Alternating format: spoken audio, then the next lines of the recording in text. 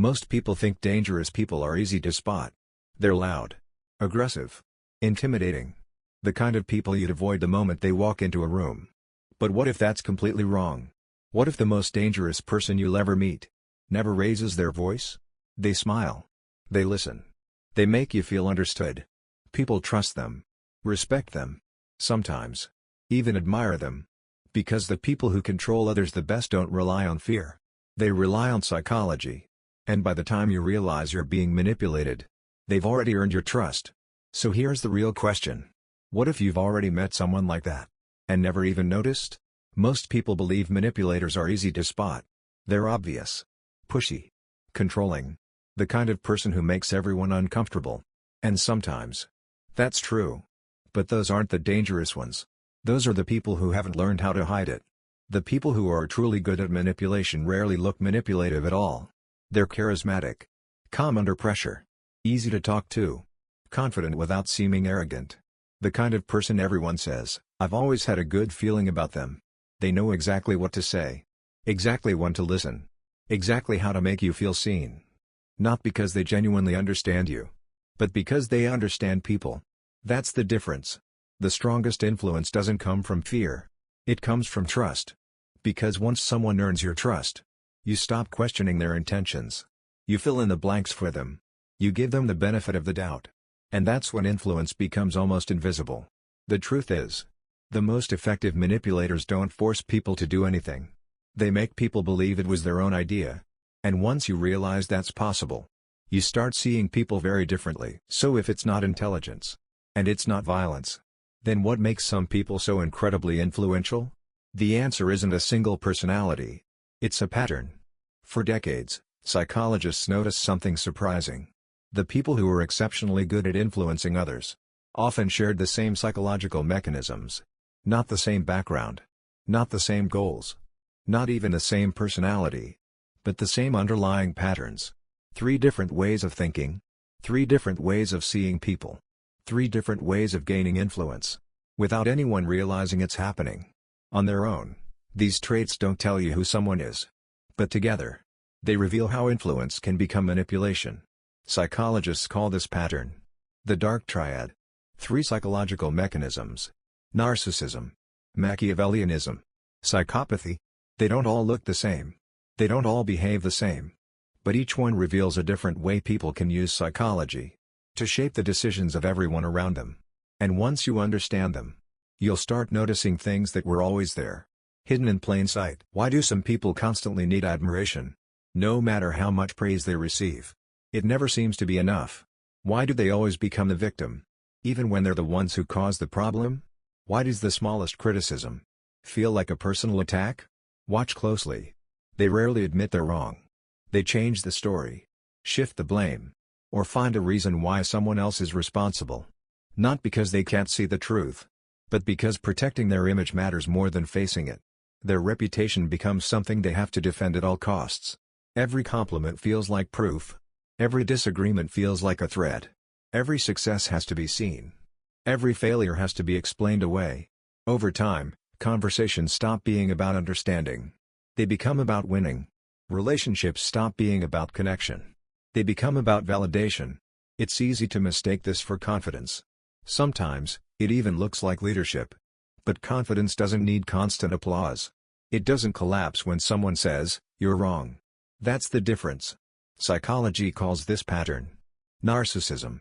Not a label for every confident person. Not a diagnosis. But a psychological mechanism where protecting the ego becomes more important than protecting the truth. Now imagine someone completely different. They don't need attention. They don't need applause. They don't need to be the center of the room. They just need the outcome they want. For them, every conversation has a purpose. Every favor creates leverage. Every relationship is a move on the board. They don't see people the way most of us do. They see patterns, opportunities, weaknesses, timing. While most people ask, "Is this the right thing to do?" they ask, "Will this work?" That's the only question that matters. If being honest gets the result, they'll be honest. If telling half the truth works better, they'll do that instead. If waiting 6 months gives them the advantage, they'll wait. Patiently, quietly, almost invisibly. They rarely act on impulse. They calculate. They observe. They adapt. To them, influence isn't emotional. It's strategic. Like a chess player who's already thinking 5 moves ahead, while everyone else is focused on the move happening right now. Psychology calls this pattern Machiavellianism. Not because these people are always cold or evil, but because, for them, people can become part of the strategy. And the result matters more than the path that leads there. Now imagine someone completely different. They don't need attention.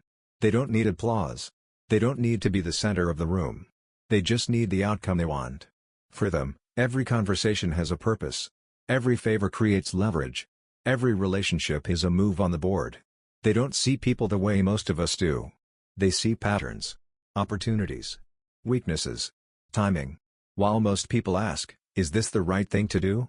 They ask, will this work? That's the only question that matters. If being honest gets the result, they'll be honest. If telling half the truth works better, they'll do that instead. If waiting 6 months gives them the advantage, they'll wait. Patiently. Quietly. Almost invisibly. They rarely act on impulse. They calculate. They observe. They adapt. To them, influence isn't emotional. It's strategic. Like a chess player who's already thinking 5 moves ahead, while everyone else is focused on the move happening right now. Psychology calls this pattern Machiavellianism. Not because these people are always cold or evil, but because, for them, people can become part of the strategy. And the result matters more than the path that leads there. So here's the question that matters most. Why do we keep trusting the wrong people? It's easy to blame manipulators. It's much harder to understand why they work. The truth is, our brains are constantly looking for shortcuts. When someone speaks with certainty, we often mistake it for competence. When someone appears confident, we assume they know what they're talking about. When someone is charismatic, we lower our guard. When someone takes control of the room, we assume they deserve to. And status only makes the illusion stronger. If enough people admire someone, our brain quietly whispers, they must know something I don't. But confidence isn't proof. Certainty isn't accuracy. Charisma isn't honesty. And being influential doesn't mean someone has your best interests at heart. The most persuasive people don't always have the best ideas. They often just deliver them with the most conviction. That's why intelligent people get manipulated. Kind people get manipulated. Experienced people get manipulated. Not because they're weak, but because they're human. The real advantage was never that manipulators understand psychology. It's that most of us don't realize our own minds can be influenced so easily. And once you see that, you stop asking, who can I trust? You start asking, why does this person feel so convincing to me? What if the real question isn't whether you've met these people, but whether these traits exist inside you too? Because the truth is, none of us are completely free from them. We've all wanted recognition. We've all tried to influence someone. We've all ignored another person's feelings, because our own goals felt more important in that moment. These patterns don't suddenly appear in a few bad people. They exist across human nature. The difference is how we use them. A healthy sense of confidence can become the need for constant admiration. Influence can become manipulation. Emotional control can become emotional detachment. The line isn't always obvious. And most people never notice when they cross it. That's why this isn't really a story about them. It's a story about all of us. The better you understand these patterns in yourself, the harder they become for someone else to use against you. Because self-awareness is the opposite of unconscious control. So maybe the real question was never, who's the narcissist? Who's the manipulator? Who's the psychopath? Maybe the real question is much simpler. Do you control these traits? Or do they control you? So after everything we've explored, maybe we've been asking the wrong question all along. Not, who is a psychopath? But, who understands human psychology well enough to make you trust them? Before you realize they're using you? Because the greatest influence rarely looks like control. It looks like a choice you believe was entirely your own. That's what makes these patterns so powerful. And that's why understanding them matters. Not so you can manipulate people, but so you can recognize when someone is trying to manipulate you. The real power was never about controlling other minds. It's about understanding the hidden mechanisms that shape your own. Because once you can see them, they become much harder to use against you. So before you trust confidence, before you mistake certainty for truth, before you hand someone your attention, your loyalty, or your belief, ask yourself one question. Who's really making this decision? Me? Or the psychology I never noticed? Because the greatest form of control isn't controlling other people. It's recognizing the invisible forces trying to control you. That's the control code.